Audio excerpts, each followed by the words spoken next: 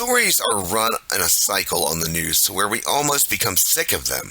Crimes and mysteries oftentimes end up never getting answered.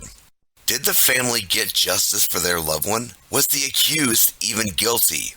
Welcome to the Aftermath, where we try to answer some of the mysteries we may have forgotten about due to life smacking us in the face daily with more happenings. Story forgotten.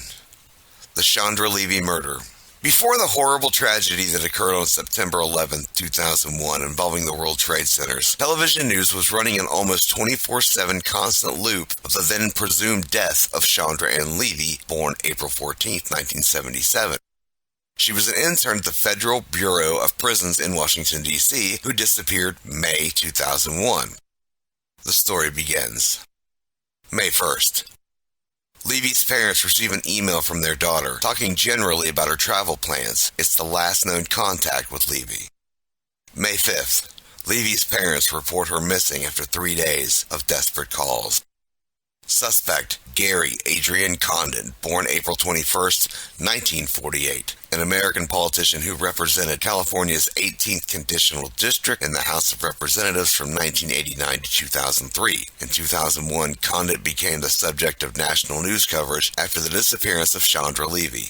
Levy was a young woman working as a Washington, D.C. intern, originally from Condon's district. Police questioned Condon twice, and both times he denied having an extramarital affair with her. However, Levy's aunt eventually went public with the conversations she had had with Chandra about their relationship. Police questioned Condon a third time, and he confessed to the affair. When the affair began, Condon was 53 years old, and Levy only 23. May 22nd, a man is out walking his dog in Rock Creek Park and finds a skull and some human bones. Dental records match Levy. May 28th, the D.C. medical examiner declares Levy's death a homicide. Condon was being thrown into the public execution, with the news cycles implying he was hiding something about Chandra's disappearance. March 5th, 2002, Condon loses his re-election bid in the Democratic Party. Ingmar Gandiki, an undocumented immigrant from El Salvador, came to the attention of the police. May 3rd, a judge signs an arrest warrant for Gandiki, charging him with first-degree murder. October 25th, 2010, Gandiki's trial starts in D.C. Superior Court in relation to attacks on 2 women. July 11th, forensic investigators wrap up a 3-hour search of Condon's apartment. July 10th, Condon turns over a DNA sample to police. With other few leads to pursue, investigators search abandoned buildings for signs of Levy. July 13th, 2001, Condon's lawyers announced privately administered lie detector test that has showed the congressman to be truthful in denying any knowledge of Levy's disappearance. Abby Lowell said the test shows Condon is cooperating with investigators, but police are surprised at the development and complain that Condon did not take an FBI test as requested. November 22nd, the jury finds Gandiki guilty of first-degree murder. Gandiki was taken into custody in July for attacking the 2 women in the same park where Chandra Ann Levy disappeared. One attack was in early July, the other in mid-May. In 2002, Gandiki is sentenced to 10 years in jail for assaulting the 2 women at knife point in Rock Creek Park around the time that Levy vanished. Due to non-stop coverage of the World Trade Center collapses, this largely went unnoticed. How did Gandiki become the lead suspect in the Chandra Levy case? Prosecutor's case against Gandiki relied largely on testimony from Gandiki's former cellmate. This testimony would eventually play to be an even larger part. According to court transcripts, the cellmate Armando Morales said Gandiki confessed to him that he had killed Chandra Ann Levy and said in fact he didn't rape her.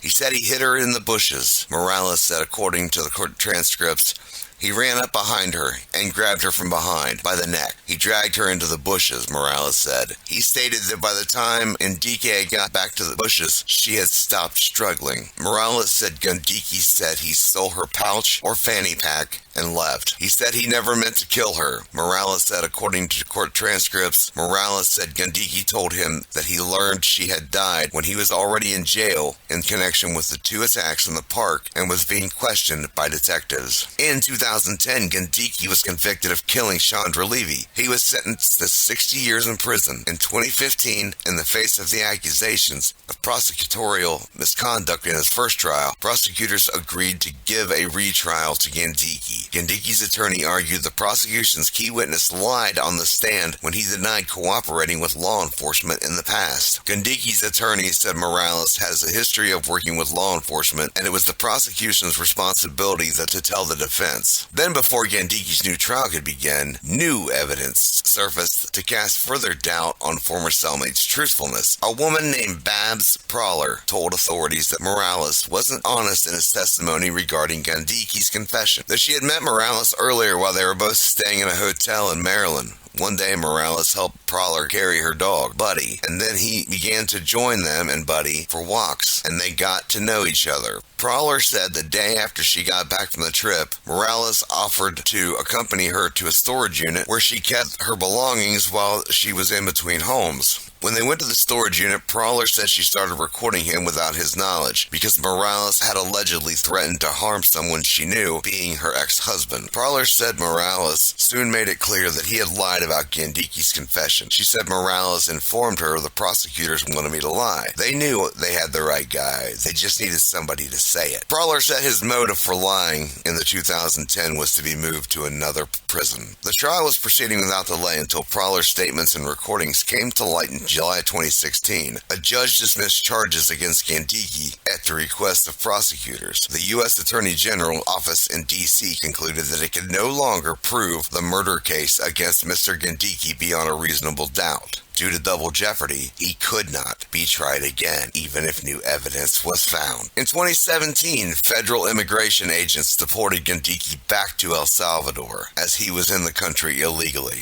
What happened to Gary Condit?